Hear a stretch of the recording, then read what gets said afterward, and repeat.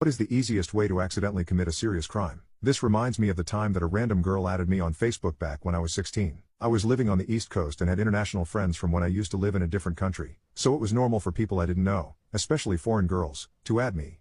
This particular girl was from Indonesia, a country between India and Australia. She was ethnically Javanese and spoke Malay, which, she taught me through our conversations, was the national language of her country.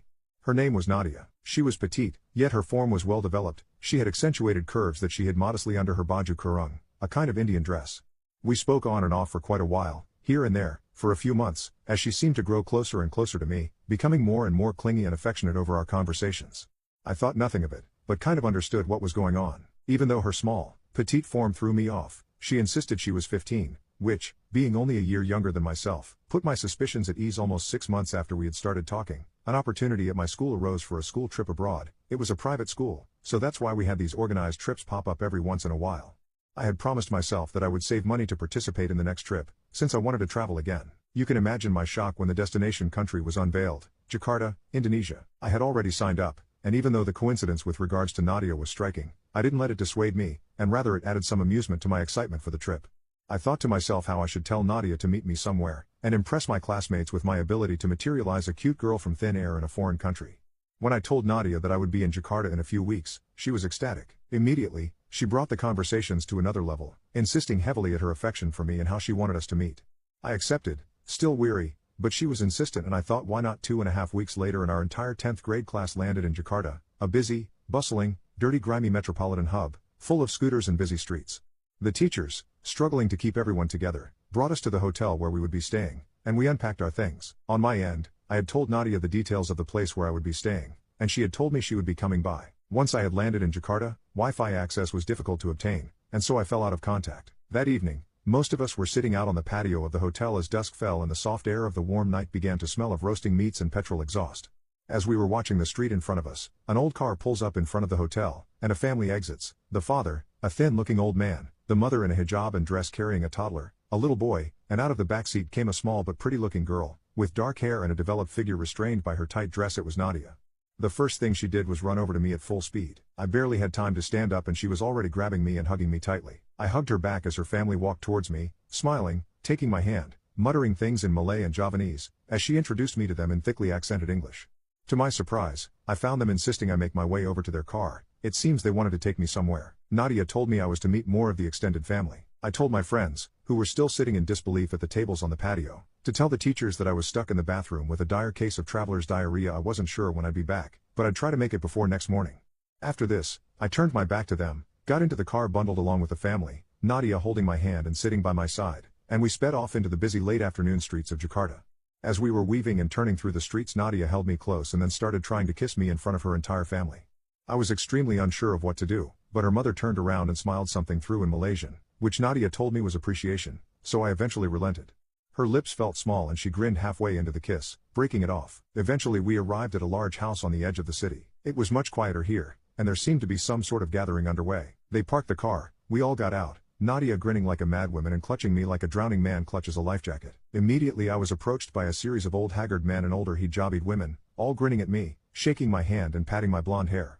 We entered the house and Nadia was separated from me. A conglomerate of men took me to a separate part and gave me traditional Indonesian clothes to change into, all while mumbling things in broken English, Javanese, and Malay.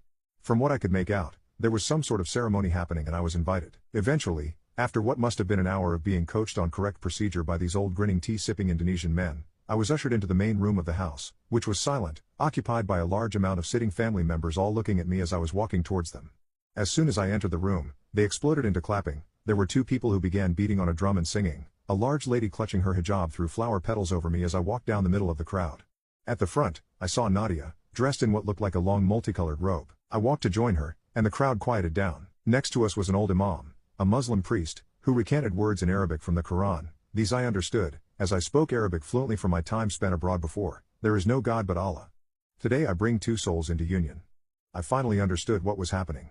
Before I had time to react, the crowd was cheering once more and Nadia, grinning, barely able to contain her excitement, grabbed me and we kissed awkwardly in front of everyone. What happened afterwards was a blur. We were swarmed by the crowd, a flower petal got into my eye, and I blinked rapidly, trying to see in front of me. I could feel me and Nadia being ushered, guided around, guided by the crowd. Eventually, After what felt like an eternity of being submerged in the frenzied, excited mob, Nadia took my hand. We were ushered through a large set of doors, and they closed behind us, engulfing us in sudden silence. The room was a large bedroom. The window opened slightly to let the cool night air seep through a mosquito nest. The bed seemed to have been perfectly arranged for us, the sheets parted just so. Nadia now took me to the bed and tried to kiss me again as my shock of disbelief had just begun to wear off. I asked what had happened, and she told me enthusiastically that we were now husband and wife, forever together. Between kisses I managed to ask her again how old she was, saying that I can't believe her family had let her marry so young. She reiterated her age, firmly telling me she was 15. 15, she yelled, but she wasn't serious or angry, and she devolved into giggling as we kissed again. I'd like to say that I managed to have a bigger clarity of the mind, and that I ran out of the window to run all the way back to my hotel. I'd like to say that I stopped to collect my bearings. However, her progressive disrobing distracted my young teenage mind enough to force such concerns away for the time being. Before I knew it, she was removing the fabric that separated her intimacy and curves from my touch, and... well, I'll let you imagine what happened. I tried to resist valiantly, but alas, my young hormones won over, and a few minutes later she had disrobed for me before giving me the gift of her innocence. The entire night passed and neither I or her saw a wink of sleep, but come morning I thought I had no sperm left in me for the rest of my life, and when the sun began to shine through the same window I remarked on when entering, both of us were utterly exhausted. Nadia was asleep, head on my chest, as I lay on the bed, contemplating my situation. What was I supposed to do? Nadia woke up, and after another moment of intimacy she went to the bathroom for a shower, and during the moment I found myself alone I did what had to be done. I dressed myself, wrote her a regretful note, I opened the window, removed the mosquito netting, crawled out and jumped to the ground outside the house, and ran away at full speed down the road until I reached a highway, basked in the early morning dust of outer Jakarta. Confused by the noise, I walked around, following the overpass, while being stared at by everyone who approached me, a tired disheveled white kid walking around God knows where. Eventually, I did manage to arrive safe and sound at the hotel, where, coincidentally, my classmates and friends were waking up and taking the first breakfast. Ignoring the barrage of questions from everyone, I stumbled straight to my bed, where I slept for 10 hours, only waking once the sun had gone down. For some odd reason, the teachers had been oblivious and hadn't seen my absence. A few days later we flew out of the city unmolested, and, when I arrived back home, I checked my Facebook only to find that she had disconnected herself out of grief, believing me to have been kidnapped. I later learned from her friend that my suspicions had been correct. She wasn't 15, but much younger. How could one benefit from being in prison? It is amazing that we have a country with one of the highest rate of incarceration per capita in the world, and we spend billions on incarceration, and most Americans have no clue what goes on behind those walls. But I digress, as the question was how can one benefit from prison? Let's start off with you have a lot of time on your hands. You do not have to work, yet you are provided with 3 meals a day, albeit not the greatest tasting, so you won't starve to death. You have roof over your head, and for the most part your basic needs are met. You have time to think. You have all day long to read. You meet a diversity of people and can learn a foreign language. I learned Spanish. As a matter of fact, I learned it so well, I did 10 years, that I was renting a car one day a few years ago and was speaking in Spanish with the Enterprise rep.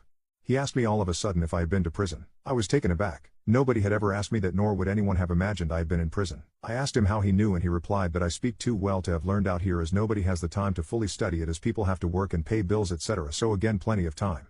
I read and read and read. I looked up every word I didn't know, as I only finished the 9th grade and missed a lot of schooling in my life, as I was always bouncing around, and besides that I hated school. When I went to study Spanish I didn't know all the grammatical terms, so I got English grammar books to learn proper English so I could learn proper Spanish. I got atlases and looked up and read about the countries I was reading about. I got etymology books. I read 3 newspapers a day. I had subscriptions to The Economist, the Smithsonian, National Geographic, several Spanish magazines. Truly I could go on, but really, to summarize that aspect, I did my time. Well, one of the institutions I was in was the same place Malcolm X did his time. I am not comparing myself to him, but usually someone will inevitably say, hey, did you know this is where Malcolm X was locked up?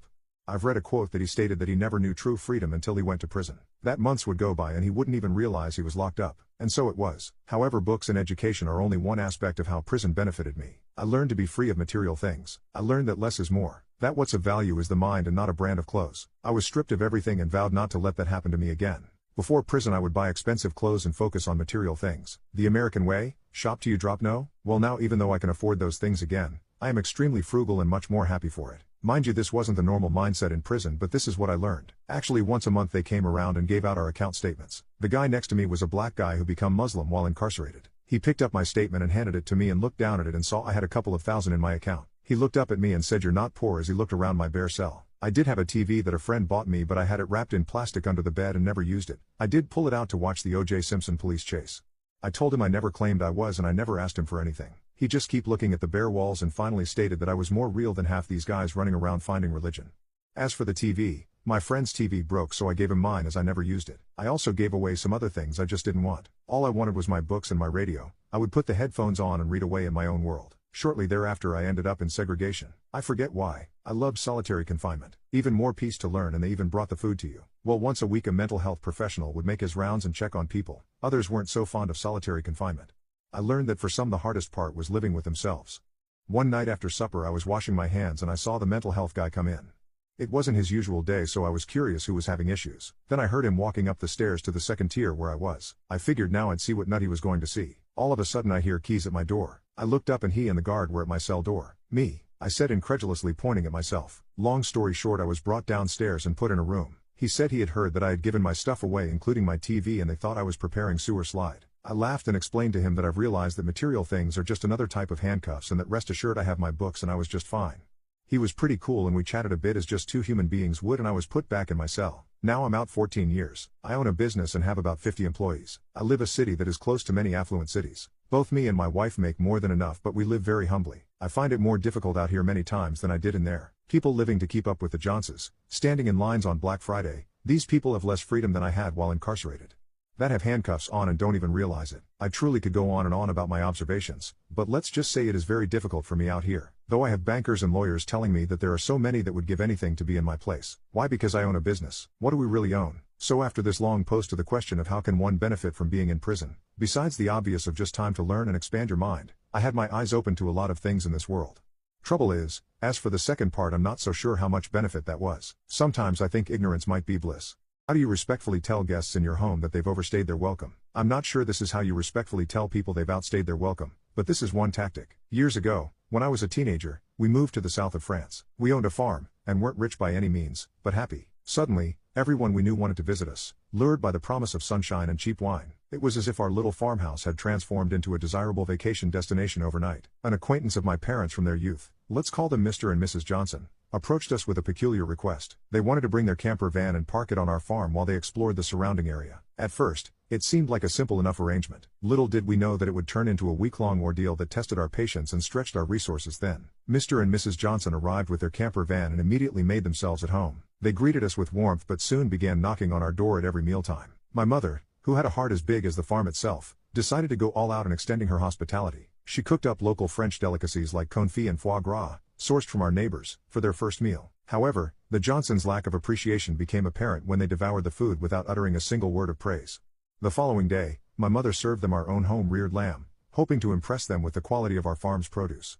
Yet again, the Johnsons remained silent, offering no gratitude or compliments. The cycle continued throughout the week. They never bothered to contribute, whether by cooking a meal, bringing wine, or even offering a simple dessert. They never lifted a finger to help with the chores or extend an invitation for us to join them on their sightseeing adventures. To make matters worse, we discovered that the Johnsons had a peculiar routine. They would eat an early breakfast in their van and then saunter into our house for their second breakfast, completely uninvited. It seemed baffling to us, but their audacity knew no bounds. They would consume whatever food was available, then head out for the day, only to return and park themselves in our kitchen as if it were their personal lounge.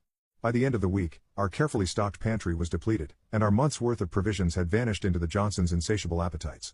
We were left with nothing but a strange bag of meat hidden away at the bottom of the freezer. On the last night of their stay, my mother had an idea. She seemed determined to make a statement, even if it meant resorting to unconventional means. Instead of her usual culinary creations, she opted for a simple dish of plain spaghetti and meatballs with a brown sauce, a meal we had already eaten earlier in the evening. As the Johnsons savored each bite, they showered my mother with praises. This, they declared, was the best meal they had experienced throughout their entire trip. Curiosity got the better of them, and they inquired about the secret behind the delicious meat. With a mischievous smile, my mother revealed the truth. Rognons blanc, she said, using the French term for sheep testicles.